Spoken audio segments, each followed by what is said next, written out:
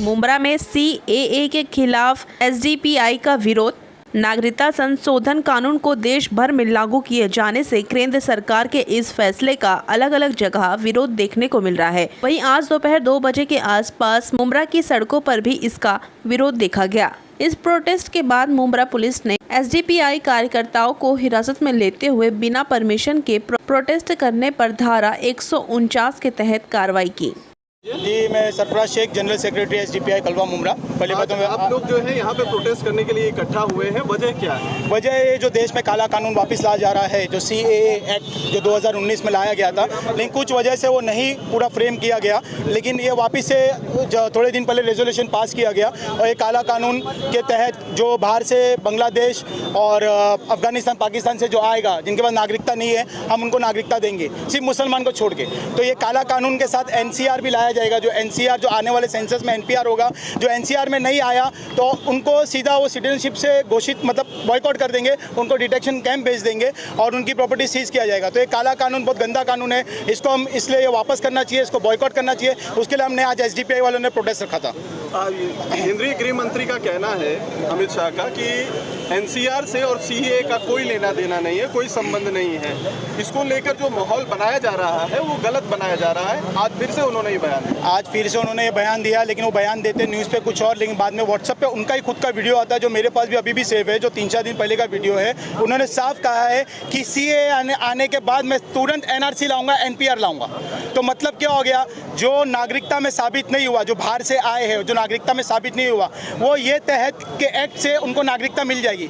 लेकिन जो मुसलमान है वो बाहर हो जाएंगे। तो मुसलमान और जो दूसरी बैकवर्ड कम्युनिटीज है वो कहाँ जाएंगे? वो ये NRC के कानून के तहत अगर वो नागरिकता में नहीं आए तो उनको सीधा डिटेंशन कैंप भेजा जाएगा और उनकी प्रॉपर्टी सीज किया जाएगा। आप अमित शाह के जो स्टेटमेंट में आप जो बोल रहे हैं वो तो मेरे को नहीं मालूम, लेकिन मैंने जो वीडियो देखा हूँ 2-3 दिन पहले का, उसमें उन्होंने साफ बोला कि CAA के बाद मैं NRC NPR सब लेके आऊँगा। अभी अगर आप ये देखेंगे तो CAA जो है वो NPR और NRC का जो है वो फर्स्ट स्टेप है, ठीक है। तो पहले CAA होगा। CAA क्या है? सिटीजनशिप अमेंडमेंट एक्ट है।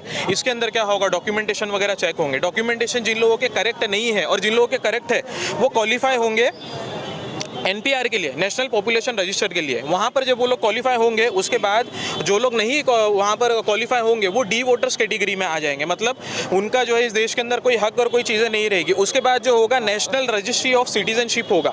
उसके बाद हमारे देश का जो है वो पॉपुलेशन सेंसस होगा। अब जो लोग इसके अंदर क्वालिफाई नहीं होंगे, अभी आसाम की एक रिपोर्ट है, उसके अंदर 3 करोड़ से ज़्यादा की आबादी है, उसके अंदर 19 लाख लोगों ने अपनी नागरिकता गंवाई। ये लोगों को देश के अंदर जेलों में भी नहीं रख सकते, क्योंकि अगर आप हमारे जेल में रखने की कैपेसिटी अगर आप देखेंगे तो 4.5 लाख की है, वो भी इंटू 4 टाइम से ज़्यादा भरी हुई है। इतने सारे लोग हैं, तो इन लोगों को रखने के लिए एक डिटेंशन कैंप बनाया गया है। उस डिटेंशन कैंप के अंदर ये लोग रखेंगे।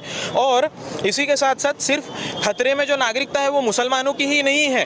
जो भी लोग इसके अंदर अपनी सिटीजनशिप नहीं प्रूव कर पाएंगे, वो दलित है, SC ST है, OBC है, बैकवर्ड क्लास है, माइनॉरिटीज़ है, ये सारे लोग ये प्रॉब्लम को जो है आने वाले टाइम में फेस करेंगे। और 2019 के अंदर BJP गवर्नमेंट ने सुप्रीम कोर्ट के अंदर एक एफिडेविट फाइल किया था, जिसके अंदर उन्होंने सुप्रीम कोर्ट को ये बताया था कि वोटर ID, आधार कार्ड, पैन कार्ड और भी जितने डॉक्यूमेंट्स है, ये सिटीजनशिप प्रूफ करने के लिए हम इसको काउंट नहीं करेंगे आगे चल के। उसके बाद ये होता है कि हमको इससे, ये कानून के ज़रिए से जितने लोग इसमें बच जाते हैं उनको सेकंड लेवल का सिटीजनशिप बनाने की कोशिश की जा रही है।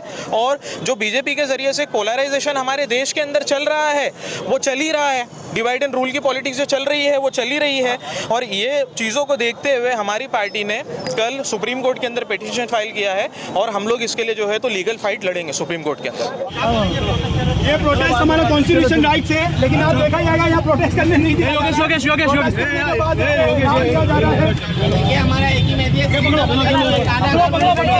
सबको एहतजाज करना चाहिए, सबको रोड पे उतरना चाहिए। इसमें सिर्फ मुसलमानों को छोड़ के सबको नागरिकता देने की बात की गई है। भेदभाव वाली राजनीति है, हिंदू राजनीति है।